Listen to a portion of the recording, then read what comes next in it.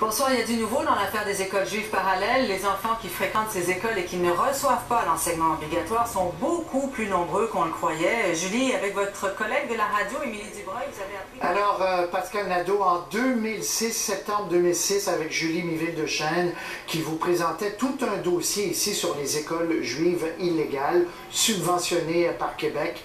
Nous sommes 8 ans plus tard, après plusieurs promesses de règlement. On vous en parlait en début d'émission. Rien ou à peu près n'est réglé. Émilie Dubreuil nous présente ce soir le témoignage révélateur d'un couple de juifs hassidiques qui a décidé de quitter la communauté pour permettre à ses enfants d'aller à l'école et de s'instruire comme tous les autres Québécois. Nous avons le nouveau ministre de l'Éducation avec nous en direct, mais d'abord, un reportage d'Émilie. Chiffra en a bravé bien des tempêtes pour pouvoir venir chercher ses enfants dans cette école de Côte-des-Neiges. Une école toute simple pourtant où ses enfants apprennent les mathématiques, l'histoire, la géographie, comme tous les autres enfants du Québec. Moi, je suis une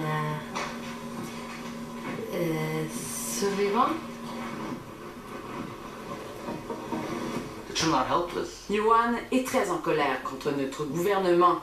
Bien qu'il ait grandi au Québec, lui n'a jamais eu de cours de mathématiques, de français ou d'anglais, seulement une éducation religieuse, ce qui est contraire à la loi sur l'instruction publique. Les politiciens du Québec sont coupables de mon ignorance et je leur en veux, dit-il. Il y a 4 ans, Chiffra et Yohan ont fui la communauté Toche de Boisbriand, justement pour que leurs enfants ne soient pas ignorants. Je savais que je vais tout perdre, mais je savais pourquoi je le faire. En 1963, 18 familles de la communauté Toche s'y installent parce que leur leader, le rabbin Lowy, veut isoler ses fidèles de ce qu'il appelle les mauvaises influences de la ville. 50 ans plus tard, les Toches de Boisbriand sont 3000. Ma mère, elle a 11 enfants. Et moi, je pensais je vais avoir plus parce que c'est comme une compétition. C'est la seule valeur d'une femme dans la communauté, c'est d'avoir beaucoup de soldats pour Dieu. Chiffra et Yohan se sont mariés à l'âge de 18 ans. Malgré le fait que leur union soit le résultat d'un mariage arrangé, le couple s'aime. Ils ont 4 enfants, mais peu à peu, le doute s'est installé et le constat s'est imposé. La seule option, quitter. Mon mari et moi, on a décidé que c'est très important pour les enfants d'avoir une bonne éducation. Là-bas, il y a seulement une école et c'est pas vraiment une école. Toutes les semaines, il y a une différente portion de Bible qu'on pratique et c'est tout qu'on fait toute la journée. Il n'y a pas de sport, c'est pas une stimulation pour le cerveau, c'est vraiment une prison. Pourtant, la loi est claire. Tous les enfants ont le droit d'être scolarisés au Québec en vertu d'un régime pédagogique établi par le ministère de l'Éducation. Or, pour les Toches, le régime pédagogique québécois, c'est non merci. Dans mon communauté, c'est très grave qu'on a une éducation. C'est pour ça qu'on garde les enfants très ignorants. Et moi, j'étais très contre l'éducation parce que j'ai vraiment croyé que Dieu, il n'aime pas ça. C'est tout. Quand ils décident de partir de Boisbriand, la petite famille ne parle que le yiddish. Chiffra a d'ailleurs appris le français dans un centre pour immigrants de Côte-des-Neiges. Le yiddish, c'est aussi une tactique pour être très coupé du monde. Comme ça, les enfants n'ont pas d'accès à des autres informations. La situation chez les Toches n'est pas unique.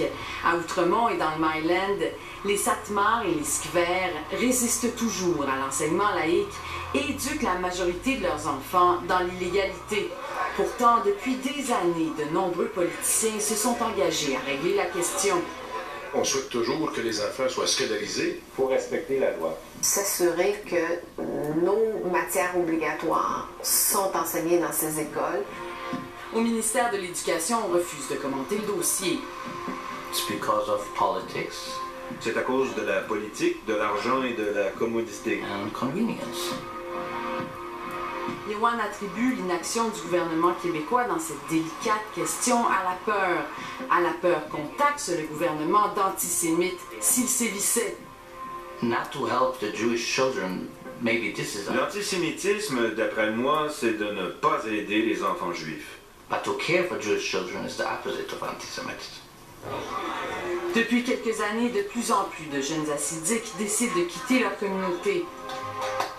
Sur des forums de discussion, certains ex évoquent l'idée d'intenter des recours collectifs pour avoir été privés d'éducation. C'est le cas en Israël et dans l'État de New York, car être privé d'éducation, selon eux, c'est aussi être privé de la liberté de choisir son destin. L'éducation, c'est le clé. Quand on n'a pas d'information, on est vraiment coupé les mains. C'est vraiment très, très difficile. Malgré les sacrifices immenses que ses parents ont faits en immigrant à quelques kilomètres, mais à des années-lumière de chez eux, ils ne regrettent rien, car le chemin d'école, c'est surtout celui de la liberté. Émilie Dubreuil, ce qui est frappant dans votre reportage cette année, c'est que la critique vient de l'intérieur. C'est une famille de juifs hassidiques qui décide de partir. Or, on le disait, le problème n'est pas nouveau. Combien y a-t-il de ces écoles juives orthodoxes illégales? Est-ce qu'on a une idée? C'est difficile à établir, Patrice, parce que comme elles sont illégales, elles sont clandestines, alors on ne sait pas où elles sont, mais la mathématique qu'on peut faire, c'est qu'il y a au moins une dizaine d'écoles illégales dans les communautés hassidiques du Québec. Il y a 5 grands groupes hassidiques du Québec, 2 dans lesquels on a assez réglé la question, c'est-à-dire qu'elles ont des permis pour les garçons comme pour les filles, dans Côte-des-Neiges notamment et dans le Myland, dans Outremont et vous l'avez vu à Boisbriand. Là, la situation est plus complexe. Ces 3 communautés qui restent dans ces régions résistent à l'enseignement laïque et on estime qu'il y a donc une dizaine d'écoles illégales, au moins une dizaine d'écoles illégales. Et si on estime qu'il y a à peu près 12 000 hassidiques au Québec et que ces communautés-là représentent la moitié des hassidiques, on peut se dire qu'il y a au moins quelques centaines d'enfants, voire des milliers d'enfants qui sont toujours privés de scolarisation au Québec. Et ça, c'est toujours illégal. Émilie Dubreuil, merci pour ce dossier. Avec nous, je le disais en direct, Yves Bolduc. Vous héritez de ce dossier, M. Bolduc, qui n'est pas nouveau. On vient de le voir. On vient de voir que vos prédécesseurs qui un à un disaient on va régler la question. Ce n'est toujours pas réglé. Allez-vous retirer, oui ou non, des subventions à ces écoles qui ne respectent pas les normes du ministère de l'Éducation? D'abord, c'est un excellent reportage et c'est un reportage qui est très troublant parce que la première préoccupation, ce sont ces élèves qui ne réussissent pas à avoir la scolarisation nécessaire et qui ne reçoivent pas l'enseignement qui est requis. Et la réponse, on va le regarder rapidement parce que j'ai demandé à avoir une réunion urgente sur ce qui se passe dans ce dossier. Donc, entre autres, avec le ministère et également avec les autres partenaires. On parle de la Direction de la protection de la jeunesse, on parle du ministère de la Justice. Je veux faire le point très rapidement. Puis je suis très content que, quand avoir ce dossier-là, que je l'ai en début de mandat, parce que ça va me laisser le temps et de façon très rapide d'agir. Mais comme moi, comme je vous le disais, c'est inacceptable que ces enfants-là ne reçoivent pas la scolarité nécessaire. Une de vos prédécesseurs, Michel Courchain, disait « Moi, je vais y aller, je vais mettre fin à ces subventions. » Parce qu'il faut comprendre qu'il y a des écoles vraiment clandestines qui ne reçoivent pas de subventions. Ça, c'est un problème qui est encore plus aigu. Mais il y a des écoles qui ont un permis du ministère de l'Éducation, qui reçoivent donc des fonds publics. Et en échange, il y a 5-6 ans, ils avaient dit on va donner un corpus, on va donner de l'éducation aux jeunes, ce qui n'est pas arrivé dans les faits. 2 petites questions là-dessus. Combien d'écoles, selon ce que vos fonctionnaires vous disent, et combien d'inspecteurs pour aller voir dans ces écoles? Bon, je n'ai pas de réponse ce soir, je vais pouvoir vous les donner plus tard, mais je peux vous dire quelque chose, et c'est inacceptable. Que ce soit des écoles clandestines qu'on ne subventionne pas, mais que les enfants ne reçoivent pas les services, ou des écoles qui reçoivent des subventions, mais qui ne donnent pas aussi les services, Dans les deux cas, c'est inacceptable. On va faire le point. Ce que l'on m'a dit, c'est que c'est difficile de trouver c'est qui ces écoles-là, c'est quoi ces écoles-là, c'est comment ils fonctionnent. Mais je peux vous dire que ça va être mon dossier prioritaire cette semaine parce que pour moi, je veux faire le point et également m'assurer que ces enfants reçoivent la scolarité nécessaire. Vous savez, l'objectif, là, c'est pas toujours de chercher des coupables, mais surtout de régler la situation. Puis je sais, j'ai vu le reportage qu'il y a plusieurs ministres qui se sont prononcés. On va trouver la méthode pour savoir où ça se produit, qui sont les enfants et comment on peut faire pour corriger la situation. Et je suis tout à fait d'accord avec ce que vous disiez. S'ils ne donnent pas les services nécessaires, il ne devrait pas avoir de subvention, mais plus important que ça, même s'ils n'ont pas de subvention, ces enfants-là ont le droit à la scolarisation nécessaire. Donc, vous êtes prêt, Yves Bolduc, vous arrivez à ce ministère-là de dire, moi, je suis prêt à aller jusqu'à retirer les subventions, très clairement. Là. Vous le dites ce soir, mais pas dans 7 ans. Là. Non, absolument. Mais c'est plus important que les subventions. Il faut que la situation soit corrigée. Et comme vous le disiez, si c'est une école illégale, qui n'a pas de subvention et que l'enfant ne reçoit pas les services, ça aussi c'est grave parce que ces gens-là ont le droit à ces services. Et vous avez vu, il y a des gens qui sont sortis de la communauté justement parce que leurs enfants n'auront pas la scolarisation et qu'eux-mêmes n'ont pas reçu. Ce sont des gens qui deviennent dysfonctionnels. C'est un droit au Québec, il existe une loi, les gens ont l'obligation de respecter la loi. Et c'est certain qu'on va, quand on fait des reportages, vous allez peut-être en trouver à un moment donné que nous autres, on connaît même pas. Mais quand on les voit, on va agir, mais rapidement, là, on va faire le point. Mais parce que c'était jusqu'ici la théorie des petits pas. On disait dans les officines gouvernementales, ça fait 50 ans au Québec qu'on laisse aller ça. On ne peut pas du jour au lendemain être sévère. Est-ce que je comprends que là, vous dites c'est assez, là. Ces enfants-là sont nés au Québec, ce sont des Québécois, et ils ont le droit d'avoir une éducation québécoise. Absolument. Puis j'avais eu récemment la communauté Left Out, il y avait des problèmes qui étaient différents. Mais c'est la même problématique de base aussi quand ils ne peuvent pas recevoir les connaissances nécessaires, qui n'ont pas l'instruction nécessaire. Il existe une loi au Québec, les gens doivent la respecter. Il y a des mécanismes. Je vais même dire aux gens, s'il y a des problèmes au niveau de la loi, dites-moi là, on va regarder comment faire pour la modifier. C'est un droit et ce droit-là va être respecté.